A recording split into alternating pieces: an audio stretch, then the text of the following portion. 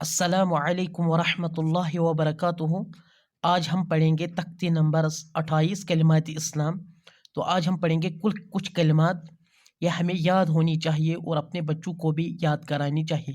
سب سے پہلا کلمہ ہے کلمہ طیبہ، لا الہ الا اللہ محمد الرسول اللہ۔ لا الہ کوئی معبود نہیں ہے، الا اللہ اللہ کے سوا، محمد صلی اللہ علیہ وسلم رسول اللہ اللہ تعالیٰ کے رسول ہے۔ دوسرا کلمہ ہے کلمہ شہادت، اشہد ان لا الہ الا اللہ و اشہد ان محمدا عبدہ و رسولہ۔ اشہد میں گواہی دیتا ہوں، اللہ الہ کوئی حقیقی معبود نہیں ہے، الا اللہ اللہ تعالیٰ کے سوا، و اشہد اور میں گواہی دیتا ہوں، ان محمدن کہ محمد صلی اللہ علیہ وسلم عبدہ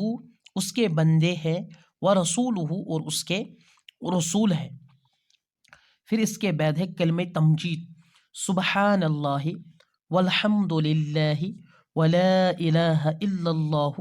واللہ اکبر ولا حول ولا قوة الا باللہ العلی العظیم۔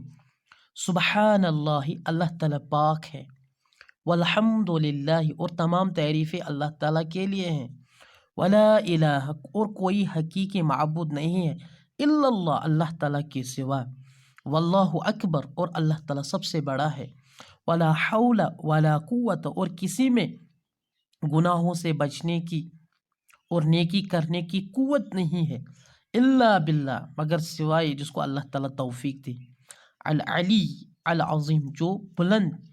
العظیم جو عظمت والا پروردگار ہے۔ تو اللہ تعالیٰ سب سے پاک ہے، تمام تعریفیں اسی کے لیے ہیں، اور کوئی حقیقی معبود نہیں ہے اللہ تعالیٰ کے سوا، اور اللہ تعالیٰ سب سے بڑے ہیں۔ ولا حول ولا قوت، نہ کسی انسان میں گناہوں سے بچنے کی طاقت اور نہ نیکی کرنے کی قوت مگر سوائے جس کو اللہ تعالیٰ توفیق دے، العلی العظیم جو سب سے بلند اور عظمت والا پروردگار ہے۔ اس کے بعد ہے کلمہ توحید، لا الہ الا اللہ وحدہ لا شریک لہ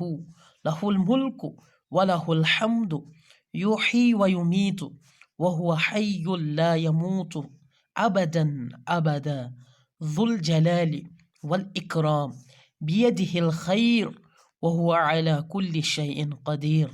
لا الہ کوئی حقیقی معبود نہیں الا اللہ اللہ تعالیٰ کے سوا، وحدہ وہ اکیلا ہے، لا شریک لہ اس کا کوئی شریک نہیں ہے، اس کا کوئی مشیر نہیں ہے، لہ الملک اسی کے لیے تمام بادشاہیت ہے، وَلَهُ الْحَمْدُ اور تمام تعریفیں بھی اسی کے لیے ہیں، یحیی وہ زندہ کرتا ہے، وَيُمِیتُ اور وہ مارتا ہے، وَهُوَ حَیٌّ اور وہ زندہ ہے،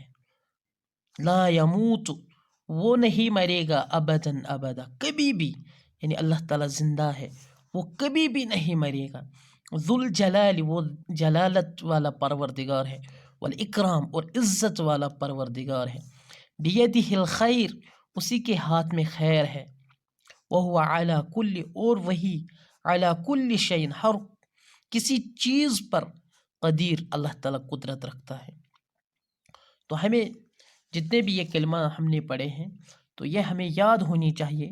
اور اپنے بچوں کو بھی یہ یاد کرانی چاہیے تاکہ اللہ تعالیٰ ہمیں گناہوں کو معاف کر دے۔ السلام علیکم ورحمۃ اللہ۔